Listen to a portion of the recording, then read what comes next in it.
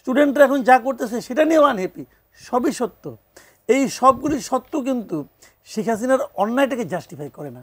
আদালতে একটা রায় হবে, সে রায় হওয়ার আগেই যদি আপনি প্রেশার দেন, প্রেশারটা উল্টা দিক দিয়েও আসতে পারে, যে মৃত্যুদণ্ড না দিলে আমি ভাঙচুর করবো, ওইটাও ঠিক না।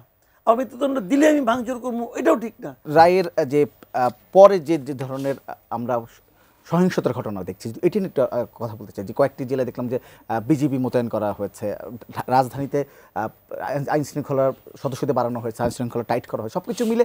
এবং অনেক জায়গায় দেখলাম যে ককটেল মারা হয়েছে, একটা বগুড়ায় দেখলাম গ্রামীণ ব্যাংকের অফিসে আগুন দেওয়ার চেষ্টা করা হয়েছে। সব কিছু মিলে আসলে এই পরিস্থিতিতে আপনি কিভাবে দেখছেন?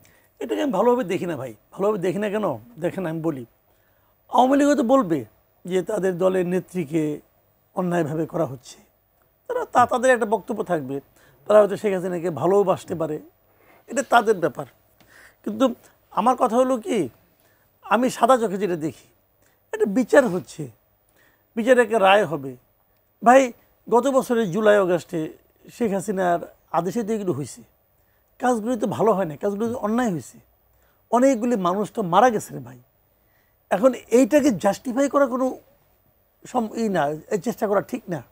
যেই করুক, যারা এখন বলতেছে তারা 1 বছর আগে কথা একবার চিন্তা করেন, হয়তো দেখা যাবে সেও ছিল রাস্তায়, হয়তো এই ঘটনার পর শেখ হাসিনার পতনের পর যা কিছু হয়েছে সেটা নিয়ে আমি আনহ্যাপি, হইতে পারে।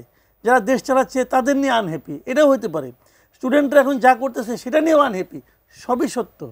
এই সবগুলি সত্য কিন্তু শেখ হাসিনার অন্যায়টাকে জাস্টিফাই করে না। শেখ হাসিনা অন্যায় করেছেন, উনি অর্ডার দিয়েছেন স্টুডেন্টদেরকে মারার জন্য, হয়েছে, ওনার অর্ডারেই হয়েছে। তো এখন আমার কথা হলো কি, এটা তো আমি পাবলিক বলতেছি, এখন এই জিনিসটাই আদালতের কাছে গেছে, বিচারক কথা বলবেন, যে আইনজীবীরা কথা বলছেন ওখানে, যে যে প্রসিকিউটর ছিলেন উনি অনেক কথা বলছেন, কিন্তু ওনার কথাই তো চূড়ান্ত না। আদালত এই পক্ষ শুনে উনি একটা রায় দেবেন, আদালতে একটা রায় হবে, সে রায় হওয়ার আগেই যদি আপনি প্রেশার দেন, প্রেশারটা উল্টা দিক দিয়েও আসতে পারে, যে মৃত্যুদণ্ড না দিলে আমি ভাঙচুর করবো, ওইটাও ঠিক না। আর মৃত্যুদণ্ড দিলে আমি ভাঙচুর করবো, এটাও ঠিক না। রায় কেন ঘোষণা করবে এই জন্য আমি আন্দোলন করবো, ভাই এটাও ঠিক না। আমি এইগুলিকে, এই যে ভাঙচুর, ধরেন আপনি এখন কী করবেন এই ঘটনার প্রতিবাদে, কি ঘটনার প্রতিবাদে আমার কাছে ঘটনাটা কি, রায় দিবে, রায় দিয়ে দিবেন না আপনি? রায় তো নিজামীরও দেওয়া হয়েছে, রায় তো সাইদিরও দেওয়া হয়েছে, হয়েছে না?